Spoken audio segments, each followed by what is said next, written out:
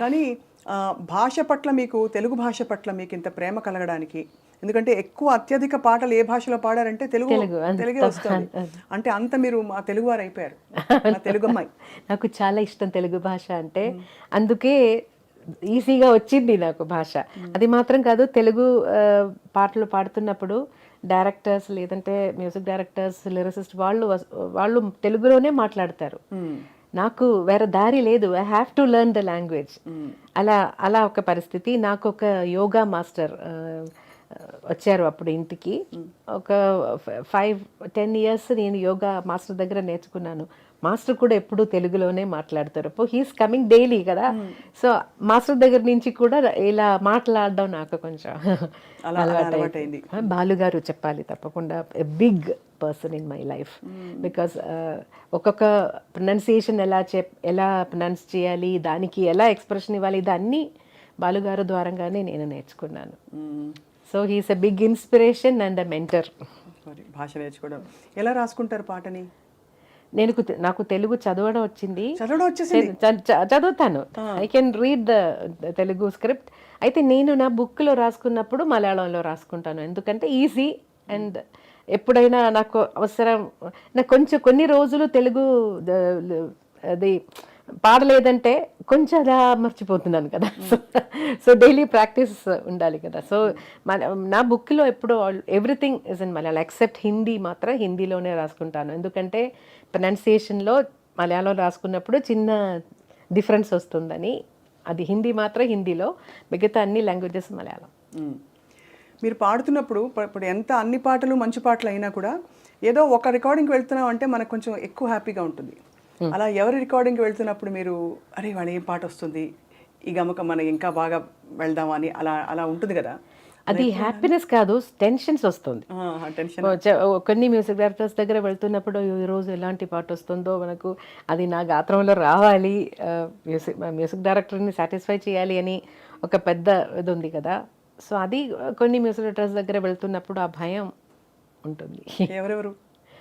అదే ఇళయరాజా గారు, శరత్ గారు అయితే అసలు ముందు అర్థం అవడానికి ఓ రోజు పడుతుంది మాకు వినడానికి.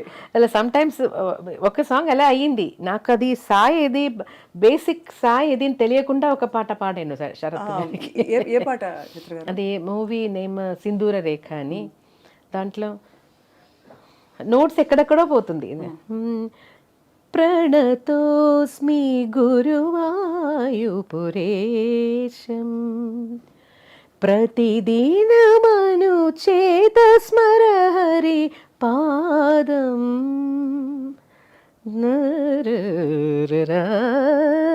పరిపూర్ణమే తరరారరా కరుణానిధే సత్యం వ్రతభరిత తత్వం మమ హృదయం భక్తి స్వరలులితం ప్రణతోస్మి. అదే బేసిక్ సాయి, దాన్ని అర్థం అవుతుంది. అయితే ఎక్కడెక్కడ పోతుందో నోట్స్ నొటేషన్ రాస్తున్నప్పుడు చాలా టెన్షన్ అయిపోయాను. శరత్ గారి పాటలన్నీ కొంచెం మీరు ఫస్ట్ పాడింది అంటే ఫస్ట్ లో పాడిన పాట మధురం గాయతి శరత్ గారి.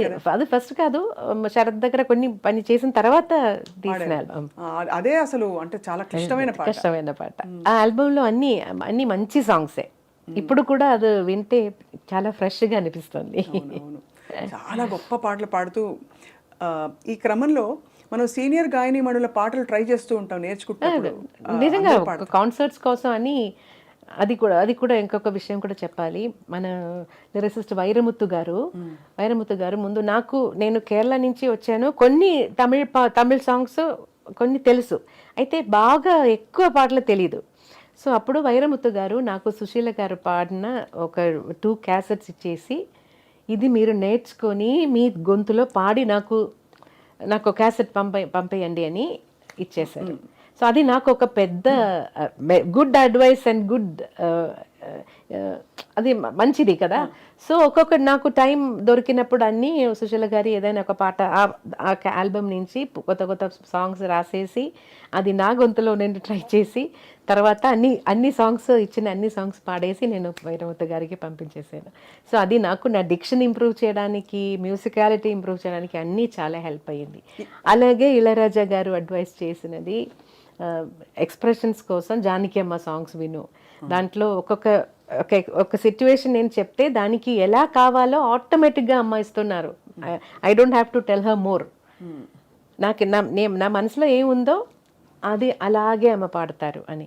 సో అప్పుడు అమ్మ పాటలు కూడా చాలా విన్నాను. తర్వాత మలయాళంలో చాలా సాంగ్స్ జానకియమ్మ ఇద్దరు పాడారు. అయితే కాన్సర్ట్స్ కోసం జానకియమ్మ సాంగ్స్ చాలా ఎక్కువ నేను ప్రాక్టీస్ చేశాను.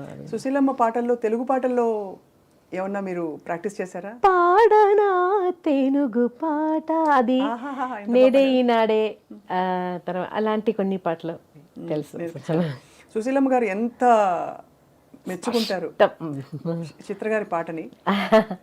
వీళ్ళందరూ సీనియర్ గాయని మణులందరూ, మీరు అఫ్ కోర్స్ మీరు కూడా చాలా సీనియర్, బట్ వాళ్ళు మన అందరికంటే సీనియర్ కాబట్టి వాళ్ళు ఎప్పుడు ప్రస్తావించినా మీ పేరు తీసుకొస్తుంటారు, మీ పాటలోని గొప్పతనాన్ని చెప్తుంటారు, ఎంత బాగా పాడుతున్నారని చెప్పి. సో గురువుగారు మిమ్మల్ని చూసి చాలా మురిసిపోయి ఉంటారు కదా, మీ పాట విని మీరు ఇంప్రూవ్ అయింది, మీరు పురోగతి సాధించి ఇంత సాధించి జీవితం. నేను చెన్నైకి షిఫ్ట్ అయిన తర్వాత అప్పుడప్పుడు ఎప్పుడైనా నాకు టైం దొరుకుతుందో అప్పుడు పోయి నా టీచర్ని మీట్ చేస్తాను. అలా టీచర్ కూడా బిజీగా, క్లాసెస్, కాన్సర్ట్స్, అలా టీచర్ కూడా బిజీగానే ఉన్నారు.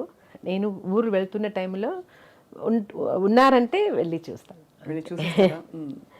ఏమంటారు మీ పాట విని, మీ సినిమా పాట విని ఏమంటారు? She's always proud.